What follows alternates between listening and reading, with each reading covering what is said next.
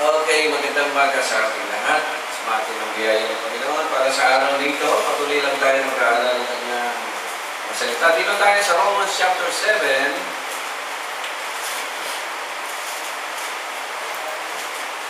Mga karans, pinag-usapan natin mga buhay na dapat na nasa atin kung tayo nasa Panginoon. Sabi nga dito sa isang naging alipin na po tayo ng katwiran ng Panginoong Diyos.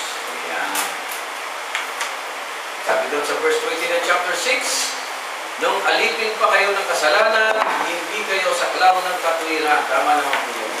Ngunit ano nga ba ang napala ninyo sa mga bagay na iyon na ikinahiya ninyo ngayon? Ang ginawa nito ay kamatayan. Verse 22, ngunit ngayong pinalaya na kayo mula sa kasalanan at mga alipin na ng Diyos, ang natamo ninyo ay kabanalan at ang kauwi ay buhay na walang hanggan. Sapagkat kamatayan ang kabayaran ng kasalanan, ngunit ang kaloob ng Diyos ay buhay na walang hanggan sa pamamagitan ng Kristo, Panginoon natin Jesus. Maraming salamat sa biyaya ng ating Panginoon at tayo po ay nabubuhay na ngayon ayon na sa katwiran ng Panginoon Diyos. Hindi na sa filosofiya, hindi sa ano pa man na paasa sa ating isip o ating narinig, kundi ayon na sa kalooban ng ating Panginoon Diyos. Hindi tayo manalangin, dakilang Diyos, maraming salamat pagkat pinahintulutan po niyo kami at patuloy sa mga pag-aaral na ito, Lord, sa kabila ng mga sitwasyon sa daigdig na ito. Nagpapasalamat kami sapagkat narito pa po kami marami ng isang katawan mo na pinili dito po sa lugar na ito. Sa oras ito, dalangin ko po ang inyong patuloy na gabay sa bawat sa amin, sa mga aming puso at isipan, tayo rin mag-ingat sa amin pansamantala. Habang kami ay narito sa samahan ito, Lord, kayo ang patuloy na magbigay ng guidance at sa pamamagitan din ng pag-aaral na ito kung nagkaroon ng kalakasan ng bawat sa amin. In Jesus' name, Amen and Amen.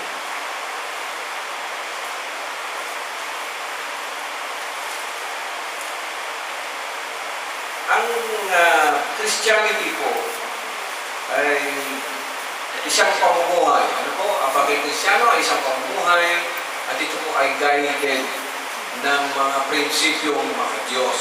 So, meron nagsasabi, wala na tayo sa ilalim ng kautusan. Tama naman po yun. Pero hindi nyo pwedeng dapatin ang kautusan. Ano? Yung iba kasi, kung sinasabi yun, ito talaga, personal ko na rin. Kahit araw pumatay sa ngayon, okay na. Sino kong kako na. Basta lang sa Panginoon ka, hindi mo na gawin. Ay, hindi ganun po yun. At ito nga po ang pag-usapan natin sa araw na ito. Ano ang silbi ng kautusan? Tandaan ninyo mga kapatid, sa kabuuan, I think there are 513 laws. 513 laws, no? May kinalaman dito ang pagkain, inumin, paano ka magsasalita, pati pag-aasawa, 513 laws po yan. So, yun yung meron pa po templo. May templo pa nun. So, kasama doon ang pagsamba, paano ka dapat magbigay, mag-tithes, yan. Sana naintindihan po yun. Pero nung nawala na po yung templo, siyempre nabawasan po. Ang halos na tira na lang po ay 300 laws na lang yata po yung natira. At ito ay may kinalaman doon sa mga bagay, wala nang ginagawa doon sa templo. At yun pala mga kapatid, ang sasabihin sa atin ng Panginoon, yung templong literal ay napalitan na ng templong spiritual. At ang templong yun, alam natin lahat, ang templo na ng Panginoon ay ang ating mga sarili. Hindi po ito inaanoan natin. Magugulo po ito, mawawala ito, mag-iba ito ng design. Hindi po ito ang templo, nagiging buo katulad dito kapag nagsasama-sama po tayo. Maliwanag naman po na kaya kung di ako na-discourage kahit ilan tayo, kasi nakasulat naman doon 2 to 3, okay na na nagkakatipon. Andyan siya palagi. Pag sinabi niya sa kita, kasama natin siya. At natitira rin, nakikita natin, kung hindi, nandito siya sa bawat isa sa atin. Lalo tigit sabi ng awitin, kung siya na ang hari at Panginoon ng buhay mo, ay mas maganda. Yun ang sinasabi. Kaya dito mga kapatid, No?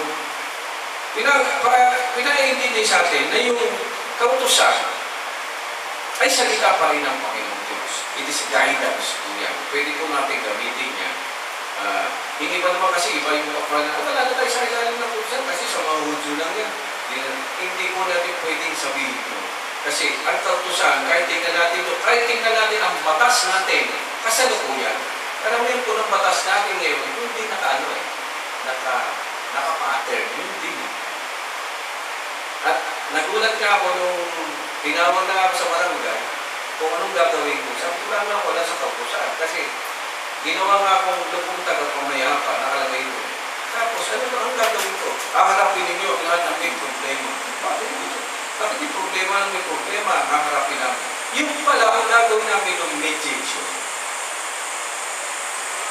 Maghahanap kayo ng paraan paano mapagkakasundo ang dalawang panig. Hindi pinagkakaalaman kung sino ang may kasalanan, kung sino ang lamang, naintindihan ninyo, kundi ang pinag-uusapan, pwede ba kayong magpatawaran, pwede ba kayong magkasundo. Pag-uusapan natin kung ano ang pinakamagandang resulta para maging maayos ang lahat ng bagay. Doon ko lang nakuhaan kung bakit tinawag ang Panginoon Kristo na mediator. No? He is the mediator of the New Testament. Kasi sa Old Testament, wala pong mediation. Sa Old Testament, pag nagkasala ka, nalabag mo yung kautusan, patay ka agad. Kaya pala sinabing mediation, okay, mag-uusap muna kayo ng mediator ng Panginoon Kristo. Yun pala. Tapos maghahanap ng pagkakasunduan kung saan kayo magkakasundo para maligtas ka lang. Yun pala ang mediation. Para hindi ka na makarating sa judge. Kasi ganito pala, ang sa batas natin, kaya pala kahit sa usugaran, kahit magdemandahan na kayo, ang unang-unang gagawin sa inyo ng mga abogado ay mediation. Punta kayo sa korte, pag-harapin na kayo, mag-mediate pa rin. Ano ibig sabihin? Pagkakasunduin. Kung saan kayo pag hindi na kayo nagkasundo, diyan papasok yung judge. Pakikinggan kayo parehas at alamin kung sino ang may kasalanan o kung sino man ang walang kasalanan. Ganyan. Sa ngayon, sa pananampalataya, alam natin lahat na ang judge ang Diyos. No? Kung lahat tayo ay haharap sa judge, sa palagay niyo, ano ang magiging resulta? Ako, una-una, guilty talaga. Kasi ang dami mo nang nilabag na pagkakasala. Sa ngayon, wala pong judgment. Tandaan niya na, wala pa pong judgment. Walang sino pong pwedeng mag-judge na tao. Kahit pastor ka, propeta ka, hindi ka pwedeng mag-judge. Sa kasalukuyan, narito po tayo sa part ng mediation at ang gumagawa po ng mediation ay ang Panginoong Jesucristo. Hindi po ang pastor, tandaan niya na hindi po kung sino. Ang mediator po natin, ang Panginoong Jesucristo. Ano ang pinag-uusapan? Kapag ikaw ay nakipag-usap sa Panginoong Jesucristo at sinabi ng Panginoong Jesucristo, yung kasalanan mo sa akin ay judge, ako nang mamamatay, ano mangyari? Sumampalataya ka lang na ako po ang anak ng Diyos, hindi ka na pupunta sa day of judgment. Ipinasa kanina dito, si Pastor Eteng, sa bandang huli. Anong sabi ng Pastor Eteng? Lahat ay hahatulan ng Diyos. Tingnan niyo mabuti man o masama. Bakit sinulat yun ni Solomon? Totoo ba yun? Totoo po. Kung gano'n ang mangyayari sa tao, dahil sa tao talaga, pag kasalanan, ang kabayaran ng kasalanan ay di lahat mamamatay. Tama po kayo, sa totoo lang, in general, yun po talaga gusto ng Panginoon. Lipuli na. Panahon niya ni Noah, kaya sinabi, panahon niya ni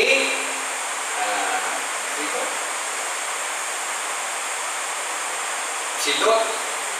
Kaya yun ang bigay sa huling araw, katulad ng panahon ni Noah, panahon ni Lot. Sana naintindihan ko ano pong tinutukoyan. Lahat dapat Bakit lahat mamamatay? Lahat ay nagkasala. Okay? Kahit pupunta kayo ngayon sa Israel, ganyan pa rin po ang patakaran nila. Naghahanap sila ng Mesiyas, kasi yun po yung mediator na sasagot sa lahat ng kanilang mga pagkakasala, problema. Amen. Sa kanila, hindi pa po dumarating. Sa Christianity, dumating na po sa atin ang ating Mesiyas. Siya na po yung mediator natin. Kaya pag sumampa ka sa Kanya, nagsisika, ipinahayin mo, kasalanan mo, sabi doon, mababautismohan ka na, ang ibig sabihin ng bautismo, spiritual cleansing, pag-ahin mo, isa ka ng bagong nalala. Matutupad sa iyo yung pagiging born again o born from above. At yun ang meaning nun ako. Born from above, kasi ikaw born from sa lupa ka. Okay naman sana nung araw, pero nung walang kasalanan, pero nagkaroon po ng kasalanan.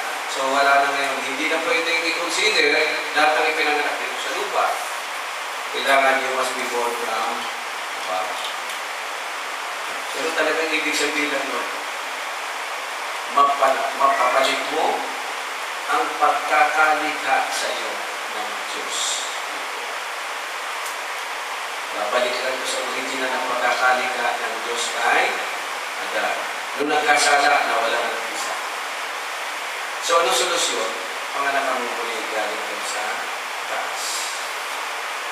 Ang sinumang ipinanganak sa Espiritu, yan mababasa na ninyo. Diba? Kinagalang ipinanganak ang muli sa Espiritu. Okay? May tanong kayo dyan, paano po dyan? Yun po ang basic talaga na dapat nanaunuan. Hindi na po yung kung ano-anong ipinipin. Alam nyo, ako ngayon nakikinig ng mga preaching, ngayon ko na-realize yung nagsasalita sinungaling. Ang sabi pa nga ng isang teacher, kapag kayo ay pinarusahan ng Diyos, what? Sa palagay niyo tama yung salita mo? Halimbawa, mayroong matitinding pagsubok na binigay sa inyo ang Diyos. Tama po ba yun? Ang Diyos ba nagpaparusa? Ang Diyos ba nagsusubok? Ang alam ko nagsusubok, demonyo, si Satanas. Siya po taga-subok. Hindi po ang Diyos. Bakit daw si Hope ay sinubok? Hindi po ang Diyos ang sumubok kay Abraham. Ang sumubok pa kay Abraham si Satan. The tempter. Hindi po tempter. Kahit nga ang Panginoon Kristo ay sinubok ni sa Matthew chapter 4, di po ba? Sinubok ang Panginoon sa Kristo mismo. Sino? Ang Diyos ba? Okay. O kayo maniniwala na kapag may problema kayo, ang Diyos ang may gawa. Wala po gano'n. Mali po yun. Pero bakit din po doon sa mga preacher, gano'n? Kapag kayo nagkaroon ng problema, sinubo, kayo pinurusahan ng Diyos. Wala po sa gano'ng stage kasi. Wala po tayo sa gano'n. Ang parusa sa huli po yun. Tayo po ay nasa panahon ng grace. Kagandahan mo. Ang maganda nga sa kagandahan, Lord, pwede kang magbalik, Lord, anytime. Parang nagtawag din sa utang. Tawag din. Yung baba, kahit sabihan mo, di ka nagbayad ng kuryente mo. Yung baba, kalahating taon, bibigyan ka ng amnesty. Yun. Bibigyan ka ng pagkakataon, bumawi. O hindi ka nakapagbayad ng tax ng lupa, bibigyan ka ng amnesty. Ganun pa ho sa kasalukuyan. Hindi man kukunin na yung lupa. Diba? O kaya kukunin basta-basta yung ari-arian mo kung hindi ka nagbayad. Diba? May utang ka sa 5-6 o gano'n. Hindi. Binibigyan palagi ng amnesty. Nasa amnesty period pa po tayo. At tandaan ninyo mga kapatid, ang Panginoon ang ating pastor, hindi po siya makukulang. Ang pastor, hindi po tagapagparusa ng tupayan. Taga-disiplina. Iba po yung taga-disiplina sa tagaparusa. Disiplina means teaching. Tuturuan ka lang niya. Iayos mo yung buhay mo. Pero hindi po nagpaparusa yan.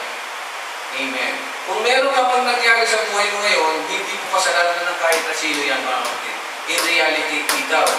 At wala nang iba ang dapat sisilihan. At alam ninyo, kahit pilosofiya, kanya po sila. Okay? Now, Ang pag-uusapan natin,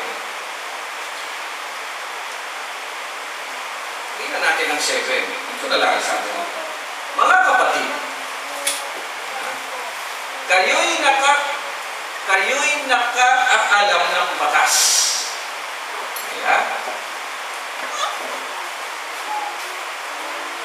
Kaya tauluwanin niyo ng isang tao'y nasasakot lamang ng kautusan habang siya'y nabubuhay. Uy, praise the Lord.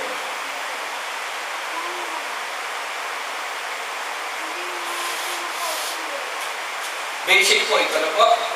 Kahit hindi po tayo nag-aral ng law, basic po yan. Kasi ang pinagtatalunan nga yung kautusan ni Moses. Okay. Kailan lang daw nasasakop ang tao ng kautusan? Literally or spiritually, kailan na nasasakop kapag ikaw ay buhay pa. Pagpatay ka na, ano sabi? Ang isang tao ay nasasakop lamang ng kautusan habang siya ay nabubuhay.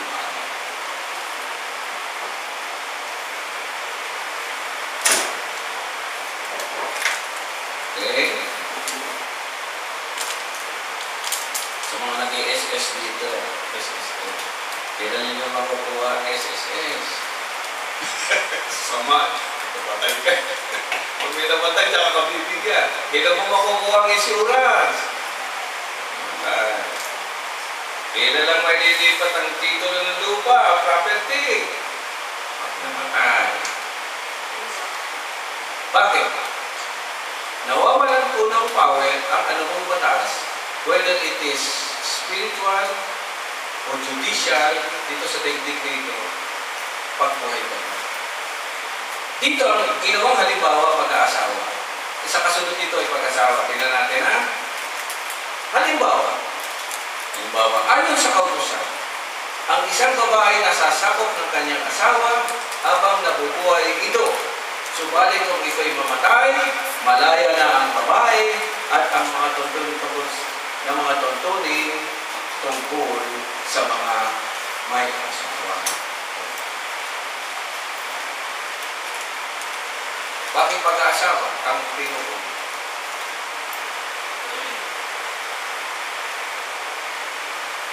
Because it is the basic foundation ng ating pamilya. Pag-aasawa. Amen?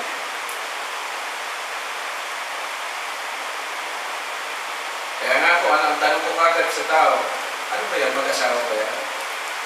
Kasal na ba yan pala? Pag sinabing hindi, ay hindi mag-asawa. Palagi gano'n. Pag pumasok sa gano'n, kung ikaw ay marunong, automatic, masisense mo na, wala sa karapatan sa kahit ano yan. Kasal na ba kayo niya?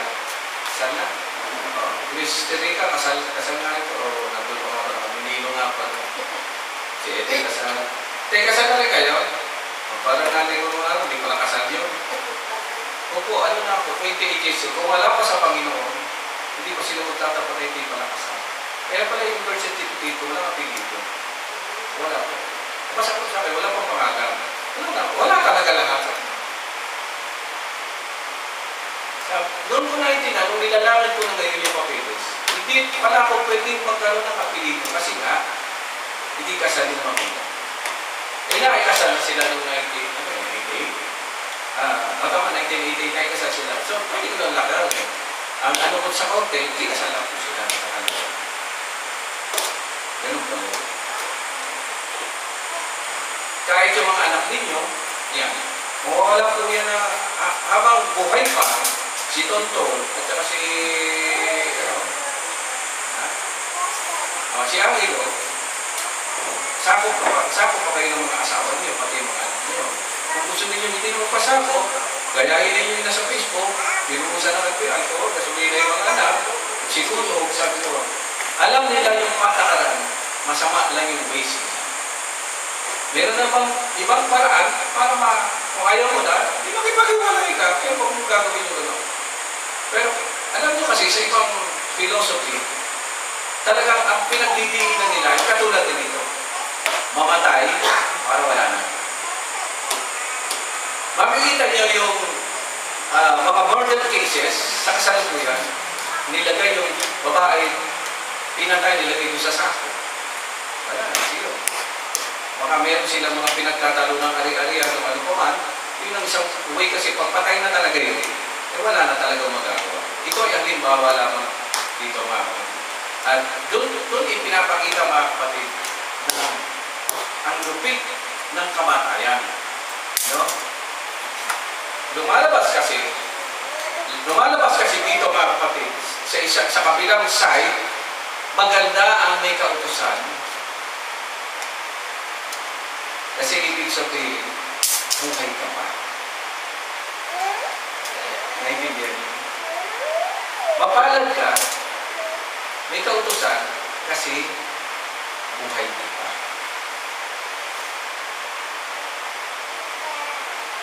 Kaya nga, namatay po si Sister Rene. Tanong po. Pinatay ba? Hindi. Yung namatay sa 3 years na. O 4 years na.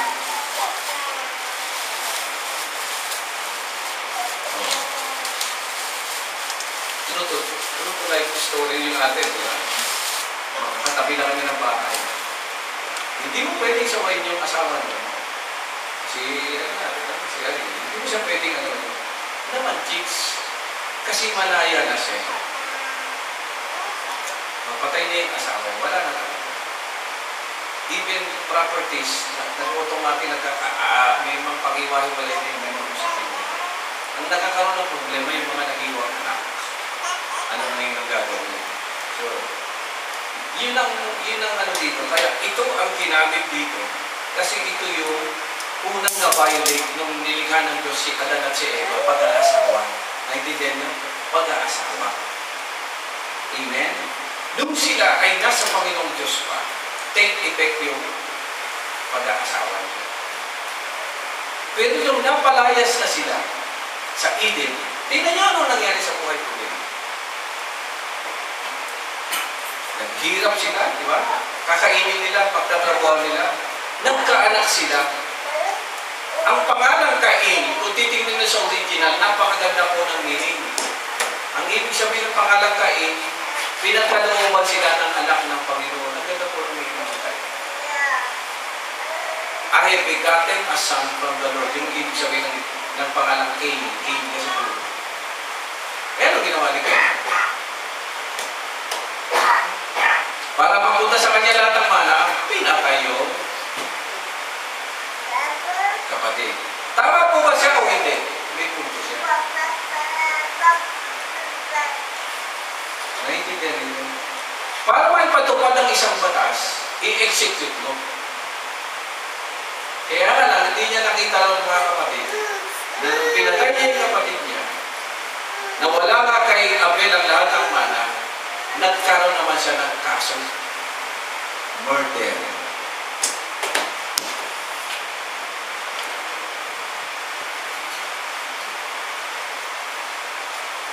Alam niyo, Misha, kaya nga dapat natin pag-usapan ito. Siguro nalilito kayo. Wala. Sinasabi kasi ng Diyos, wala sa ilalim ng utusan na tayo. Pero nasa ilalim, hindi nila sinasabi na sa ilalim tayo ng kautusan ng dignity. Naintindihan po ninyo ako? Pilit nilang sinasabi na hindi nasakop ng kautusan ng Diyos, pero hindi nila pinapaliwanag ng kautusan ng bansang Pilipinas nakapattern din sa kautusan ng Diyos.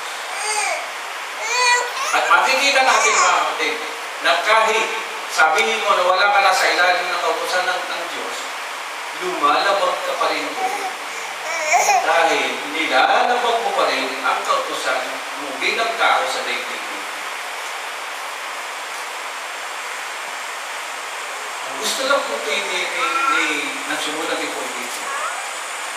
Ang kautusan sa daigdig at ang kautusan sa langit, kautusan iisa lang, ang pattern.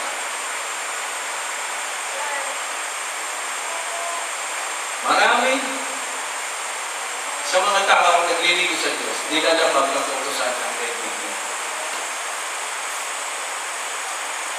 At meron tayong halimbawa niya sa lukuyan ng Kapulsyo. siyang anak ng Diyos, pero nilalabag niya yung mga kautusan dito. Ang nasa sa isip niya, wala na sa ilalim ng kautusan ng daigdig nito, kasi mas mataas ang kautusan ng Diyos. Isang palaisipan sa ating bilang Kristiyano na bakit nagkagano? Bibigyan ko ng maling church natin. Sakop ba tayo ng pamamahala ng bansang ito? Yes, nakaregister tayo. Hindi natin pwedeng labagin ang kautusan na itinakda ng pamahalang ito, sapagkat ang kautusan din naman ng bansang Pilipinas, nakapattern din yan sa kautusan ng Diyos. Tingnan ninyo mo. Nakasulat ko na kapag rehistrado ka ng sex, hindi ka pwedeng pumasok sa kahit anong mga transaksyon na labas sa church. Maliwanag po. Anong ginagawa ng churches?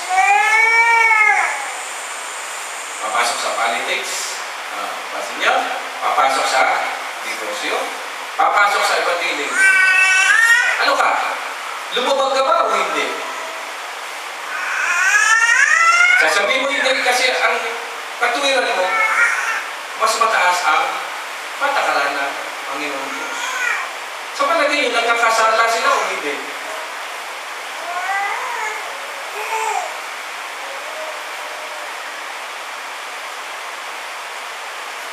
Ang sabi dito, ano po? Si Siyempre, para tayo mga kandado sa mga oras nito, kayo gano'n talaga. Sa mga tuwing, nangangalo niya siya kung makikisama siya sa ibang lalaki, samantalang buhay pa ang kanyang asawa. So, ano solusyon? Patayin mo yung asawa mo, bakit hindi ka nangangalo niya? Kaya kung may kaso ka, ano magiging kaso mo? Murder.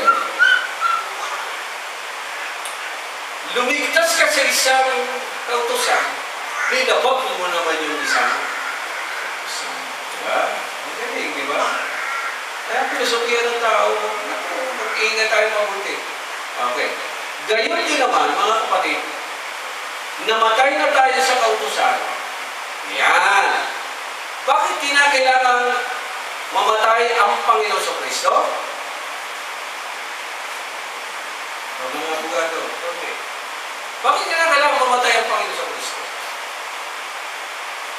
Yan na yan ang paliwanag kung bakit siya naipako sa krus. Oops! Magiging kayo mabuti. Nung time na yon, ang pagpatay ay sa krus. Ano po? Kasi iba na sobra mo na rin. Ano namatay sa krus? Okay. Nung time na yon, ang pagpatay sa krus. Ay kung nagkataon pala ang pagpatay ay pagkiliti. Ano gagawin? Ay sasabihin natin, sumampalataya na kayo si Jesus na patay sa kiliti. Yung ganun pa sasabihin mo? Mali din eh. Yung cross, hindi siya nagsisignify ng kung ano pa mga spiritual things, ha? Ang cross ay nagsisimbolize ng death po yan. Punishment po yan. Kahit kailan ang cross ay hindi pwedeng magpabanal sa kahit na sino. Kaya hindi tayo nagpo-cross eh. Kung gusto nila nagpo-cross. Hindi po dapat yun. Simbolo raw nyo ng kamatayan. Okay, paliwanag sa inyo. Kaya namatay ang Panginoon sa Kristo sa palagay nyo. Bakit kaya? Attorney. Sige. Bakit kailangan niya mamatay sa krus? Ha?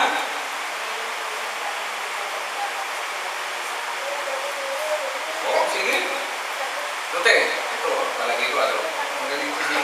Ano, Tute? Very simple lang po. Ito, tunay na. Ito na, simple naman yan. Bakit kailangan niyo mamatay?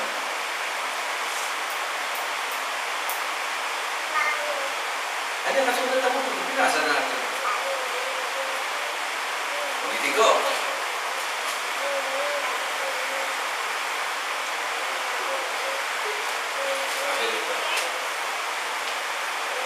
Verse 1, mga kapatid, nakakaalam ng batas, kaya nakuha ninyo ng isang tao ay nasasakop lamang ng kautusan kung siya ay at patay na, no effect ang kautusan. May kautusan po ba na nailagay sa pamamagitan ng Moses? Meron po. Sakop po ba ang Panginoon sa krus sa kautusan? Yes. Ipinaglihi siya ayon sa kautusan. Pinanganak siya ayon sa kautusan. Mapapatunayan natin yan eh. Kahit doon sa paglilihi pala, mayroon po ano ang kautusan niya, pagkasakop. Alam niyo po ba yung mga babae, di ba? Pag-regla, kailan ang monthly period, sakop po yun ang kautusan nila. Ano po? So kapag ikaw ay napatunayan na nabuntis nang wala kang asawa, penalty mo ay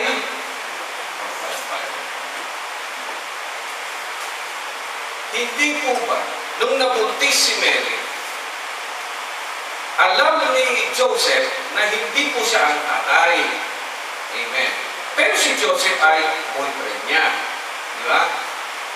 The Bible says, ang ginawa ni Joseph, alam ni Joseph, na kapag nalaman na buntis si Mary, nang walang anong parusa kay Mary, pwede siyang pati. So, ang ginawa ni Joseph, nakasulat